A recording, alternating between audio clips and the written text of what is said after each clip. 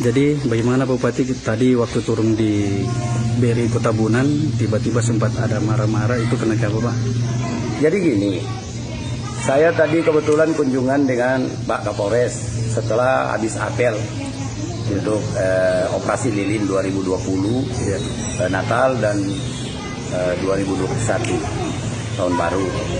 Kemudian kita jalan untuk bagi-bagikan masker ke masyarakat, bantuan dari Kapolda Sulawesi Utara. Kapolres bilang di BRI Kota Bunan itu banyak orang ngumpul. Saya bermaksud datang lihat kalau mereka pakai masker. Alhamdulillah mereka pakai masker. Saya tanya, ini ibu-ibu semuanya, ada apa? Mereka bilang mau terima bantuan dari Presiden.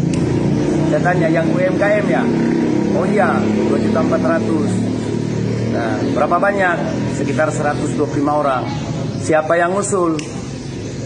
Nah ini yang finance, yang Estadana, kebetulan berdampingan langsung dengan BRI. Saya bilang kenapa dia yang ngusulin? Oh iya Pak. Nah datanglah orang koperasi 3 orang. Saya tanya bagaimana mekanismenya. Dia bilang ini nasabah kita semuanya Pak. Mereka ini kita pinjamkan uang, baru kita usulkan ke Kementerian Koperasi dan UMKM. Saya tanya ke nasabah-nasabah itu ibu-ibu, bagaimana cara pinjamannya? Jadi ada beberapa langsung kasih contoh.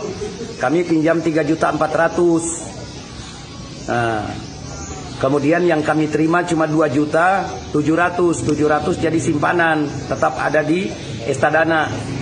Dan mereka bantu kita urus untuk dapat bantuan dari Presiden yang 2.400.000. Nah kewajibannya bagaimana di Estadana? Dibayarkan pengembaliannya dari uang 2.700.000 itu, dari pinjaman 3.400.000 yang dipotong 700 sebagai simpanan. Kewajiban para nasabah itu setiap minggu mengembalikan 250.000 selama 25 bulan. 25 bulan itu 6 bulan 1 minggu. Berarti yang dikembalikan total 6.250.000. Itu kurang lebih 131%. Ini akan bikin celaka ini orang-orang ibu-ibu susah ini karena ketidaktahuan dia dan dia terjepit dengan masalah modal. Dia iya-iya saja.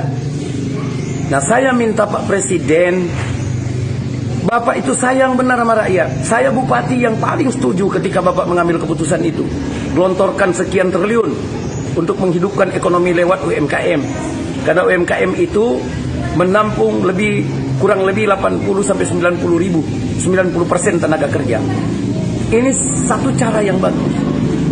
Tapi pelaksana teknis Presiden, yaitu kementerian, justru tidak melihat dampaknya. Ini kesekian kali para menteri melakukan kesalahan. Terus apa gunanya kita sebagai bupati, wali kota dan gubernur, sebagai perpanjangan tangan daripada pemerintah pusat, perpanjangan tangan dari Presiden? Kami ini kan melaksanakan tugas konkuren.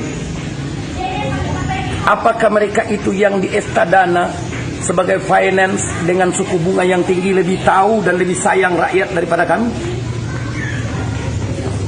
Ini kesalahan fatal untuk kesekian kalinya beberapa menteri yang kadang-kadang membuat satu kebijakan tanpa melihat dampaknya.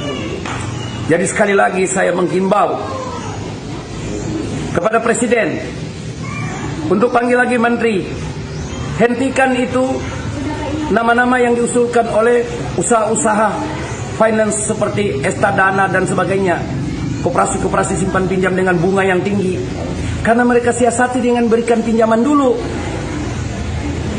Karena kan itu nanti mereka usulkan nama-nama itu sekitar 120-an orang.